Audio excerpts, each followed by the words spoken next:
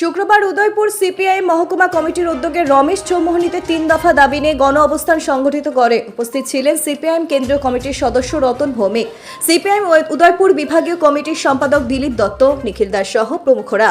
বক্তব্য রাখতে গিয়ে রতন ভৌমিক বলেন, রাজ্যের বিভিন্ন স্থানে শিশু কন্যা, নারী ধর্ষণকারী এবং রাজ্যের বিভিন্ন স্থানে হত্যাকাণ্ডের সঙ্গে জড়িতদের অবিলম্বে আইনের আওতায় আনা এবং কঠোর শাস্তিমূলক ব্যবস্থা নেওয়ার দাবি জানানো হয়।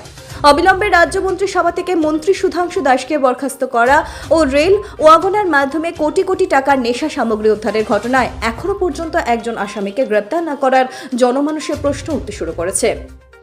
এর বিরুদ্ধে সরকার চুপ থাকার কারণে রতন ভৌমিক সরকারের দিকে আঙুল তুলে বলেন, সরকারের সমর্থকরা এই কাজের সঙ্গে যুক্ত থাকতে পুলিশ একজনকেও গ্রেপ্তার করতে পারেনি।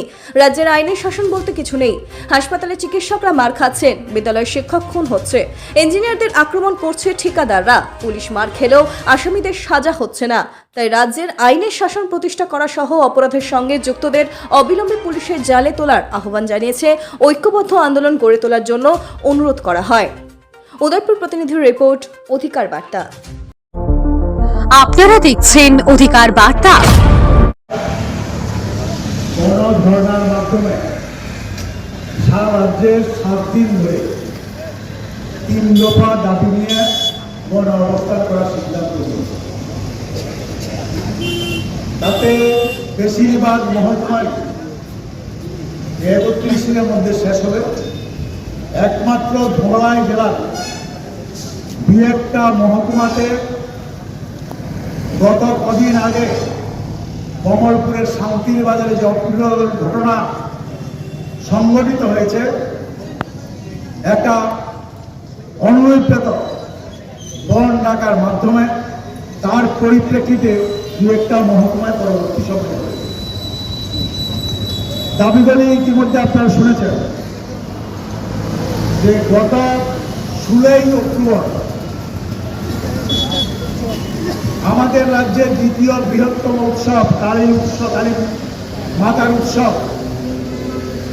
তার 4 দিন আগে আগরতলার জিরানিয়াতে আমাদের ভারতীয় রেলের 2 বগিতে নিষিদ্ধ মাদক এসেছে। এগুলি আমাদের দেশের কিছু নিরাপত্তা সংস্থা, রেল পুলিশ এবং পরবর্তী সময় আমাদের রাজ্যের পুলিশ সহ উদ্ধার করেছে। প্রাথমিকভাবে বলেছে 10-20 টাকা, পরে আমরা জেনেছি 10 না এর ডাবল থেকে বেশি মাদক ধরা পড়েছে। আমরা আশা করেছিলাম ত্রিপুরা রাজ্যের মানুষ যে আমাদের পরিকর্মা ত্রিপুরা রাজ্যের পুলিশ নেশামুক্ত ত্রিপুরা করবে। এই কাজে সরকারের সাহায্য করার ক্ষেত্রে রেলের স্টেশনে 10 কেজি গাঁজা পেলেও সাংবাদিক সম্মেলন করে আমাদের জানান তাদের হস্তাক্ষেপ হয়, তখন আর কাছে যেতে পারি না। এবং ইদানিং এটা বেড়েছে বিজেপির সময়তে, মন্ত্রী থেকে একটা তৃণমূলী। দেখুন, আমি এত বড় কদিন আগে আমাদের শোনা বিলোনিয়ার কে কি করেছে, অপরাধ পুলিশ করেছে না তারা করেছে, তারপরে আমি সেটা জানতে চাইছি। একজন পুলিশ আধিকারিক রাস্তা ফেলে এবং ওই মহকুমার একটা থানার সর্বোচ্চ অফিসার তাকে পিন নিয়ে রাস্তায় ফেলে দিল। সরকারি কাজে বাধা দিলেন তো আমি আমার কথাই না। কি যেটা পরের দিন পরের দিন সকালে জামাই বন্ধ করে আসলো।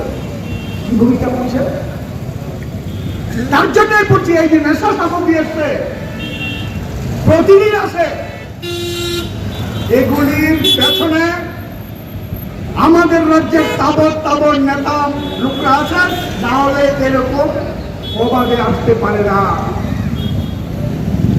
আমরা দেখছি পত্র পত্রিকায় অমুক জায়গায় এত কোটি টাকার, এত লাখ টাকার নেশা সামগ্রী পেয়েছে, অনেকগুলি নামও তো জানি না।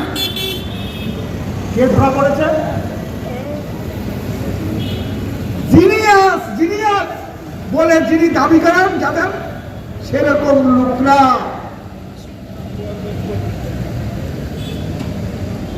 যাদের ছাড়া পৃথিবী দল চলে না, জিনিয়াস লোক, তারাই এইগুলি ধরা পড়ছে নেশা সামগ্রী। শুধু রেল সেরকম না, আমরা লক্ষ্য করেছি এই রাজ্যে এখন যুবক হতাশ, তাদের একটা ছোট্ট অংশকে নেশায় আসক্ত করে দিচ্ছে। এমনকি খবর রাখি না আমরা, অনেক গ্রামের ছেলেমেয়েরা মারা যাচ্ছেন এই নেশা নিতে নিতে পারে।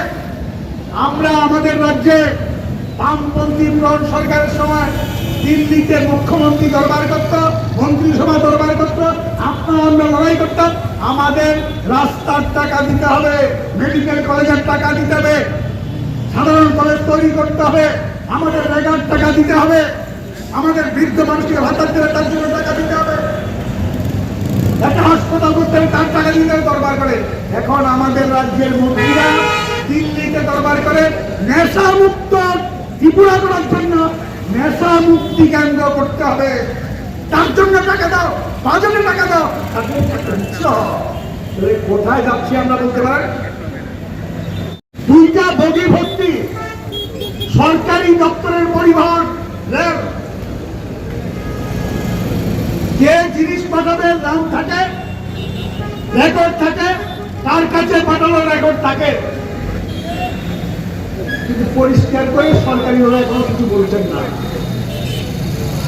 আমরা পরে দুদিন পরে কি দেখলাম,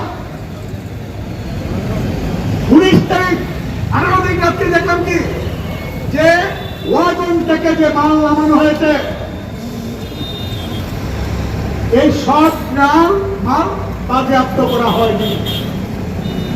এই ধরা অবস্থায় সিআরপিএফ আছে, আসাম রাইফেলস আছে, সিআরপিএফ আছে, পুলিশের অধিকার উপস্থিত অফিসাররা আছেন, কয়েকশো আধিকারিক আছে, তার মধ্যে থেকে এই নেশা সামগ্রী আমাদের শ্রমিকদের থাকার জন্য যে গোডাউন আছে, যে অফিস আছে, এখানে 18 তারিখ সকালে শ্রমিকরা যখন কাজ করতে থাকে, ঘুরে দেখেন এই পেটির মধ্যে নেশা সামগ্রী কালকে যা ধরা পড়েছে তার মতো। তাহলে কি এটা বুঝতে অসুবিধা থাকে যে যারা ধরতে গেছেন আমাদের গরিবতর্মা পুলিশের একটা অংশ, তারা এটার সাথে যুক্ত, এবং তারা যুক্ত না, শুধু এমন লোক যুক্ত যারা ঘোড়া ছোঁয়ার মধ্যে পড়ে না, পুলিশের সাহস না তাদের কাছে যাওয়ার জন্য। এটা অস্বীকার করতে পারবে কেউ? আজকে 15 দিন পরে পুলিশ বলতে পারছে না এই মাল কার, কোথায় এত মাল যাচ্ছে, কার সরবরাহ করতে যাচ্ছে। পত্রপত্রিকে দেখছি তাদের ব্যবসায়িক কুন্দল, এই নেশা সামগ্রী নাকি আগেও আছে। এটা ঠিক, এই জিরানিয়ার গুদামে যে মাল উঠানো করে প্রতিদিন এই নেশা সামগ্রী আসে। কারণ না হলে 16 তারিখ ধরলো, দুদিন পরে দেওয়া যায় আরেক ওয়াগনে এই নেশা সামগ্রী এসছে, তাহলে প্রতিনিয়ত এই নেশা সামগ্রী আমাদের কাছে। এবং এগুলি কর্তৃপক্ষের একটা অংশের যুগ সাজতে, নাহলে দিল্লি থেকে এখানে এভাবে মাল আসতে পারে না। 5 কেজি গাঁজা রানা যায় ধরতে পারে, 20 কোটি 30 কোটি টাকা নেশা চলে আসছে সরকারি পরিবহনে, আপনারা ধরতে পারেন না, জানেন না। বিশ্বাস করবে তো?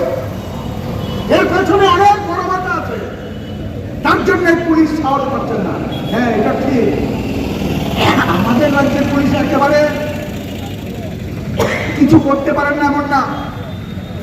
কোনো কোনো ক্ষেত্রে দেখি যেখানে রাজনৈতিক হস্তক্ষেপ থাকে না, বড় মাতব্বর থাকে না, তখন কিন্তু পুলিশ ঠিকই অপরাধে ধরতে পারে।